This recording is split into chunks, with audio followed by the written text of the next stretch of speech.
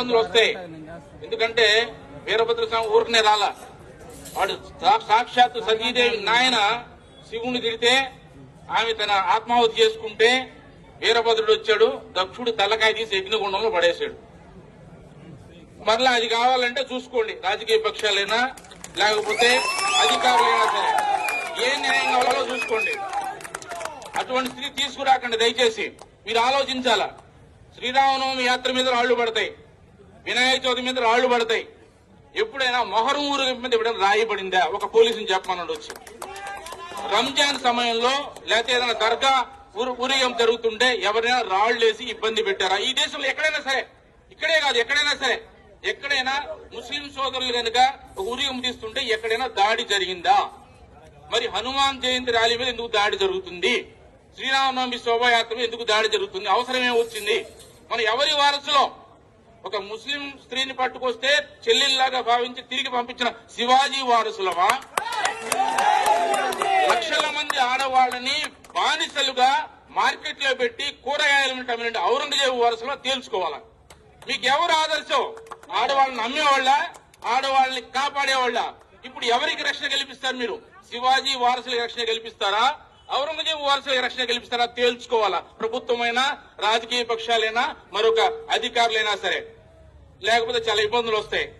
ఈ మధ్యన హైందవ శంకరం జరిగిందని చెప్పారు.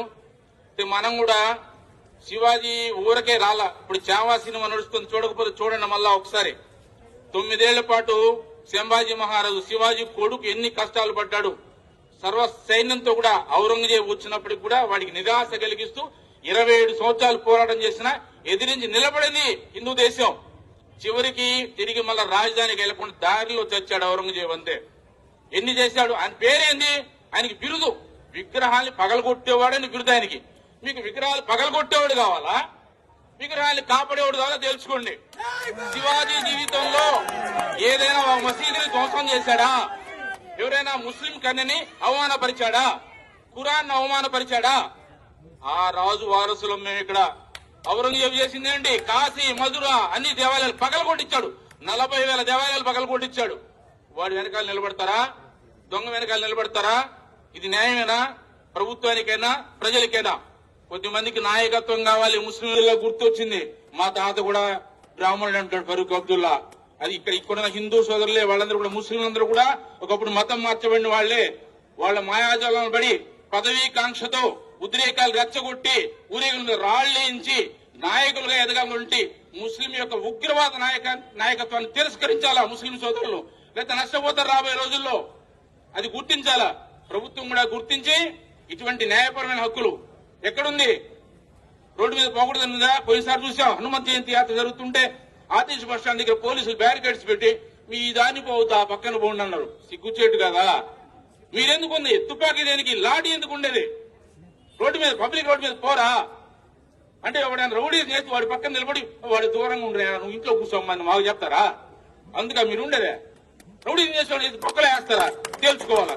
ఏది లా అండ్ ఆర్డర్ అంటే ఏమిటి అసలు? ధర్మం ప్రకారం అనుమతి తీసుకుని పోయేవాడికి రక్షణ కల్పిస్తారా? అధర్మంగా శాంతియుతంగా పోయేవాడు రాళ్లేసేవాడికి రక్షణ కల్పిస్తారా? తేల్చుకోవాలి యంత్రాంగం. సాక్షాత్ మనం గౌరవమైనటువంటి జిల్లా మేజిస్ట్రేట్ వారి కార్యాలయం దగ్గర నిలబడి ఉన్నాం. మనం న్యాయాలయాలు వాళ్ళకి తెలుసు ఏది మంచి ఏది చెడ్డో. ప్రభుత్వానికి, మంత్రి గారి, ముఖ్యమంత్రి గారికి, ఉప ముఖ్యమంత్రి గారికి కూడా ఈ విషయాన్ని తీసుకెళ్లి ఈ రాష్ట్రంలో హిందువులు 2వ శ్రేణి పౌరులు కాదు, వాళ్ళకి సమాన హక్కులు ఉన్నాయి. ఏ దేశంలో అయితే ఆ దేశ వాసులకి హక్కులు ఉంటాయి. అందరూ సుఖజీవనం కలపాలి.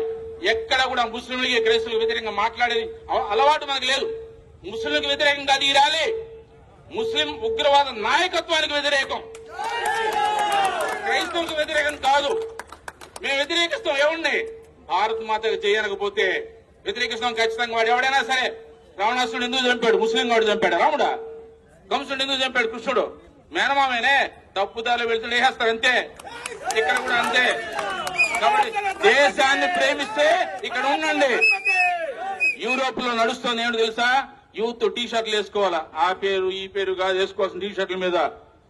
మీరు ఉండే దేశాన్ని ప్రేమించండి. ఏంటి? మీరుండే దేశాన్ని ప్రేమించండి. లేదా మీకు లవ్ పాకిస్తాన్ మీదో, అమెరికా మీదో, చైనా మీద ఉంటే అక్కడికి వెళ్ళి బతకండి. మీకు ఎక్కడ మీరు ప్రేమించే దేశానికి వెళ్ళినా బతకండి. లేదు ఇక్కడ బతుకుతున్న దేశాన్ని ప్రేమించండి. యంత్రాంగం కూడా అదే ఆలోచించాలా. మేము వందే మాత్రం పాడడం, జనగణమన లిస్తే నిలబడడం, భారత మాతకు జయను, జెండా ఎగరేస్తే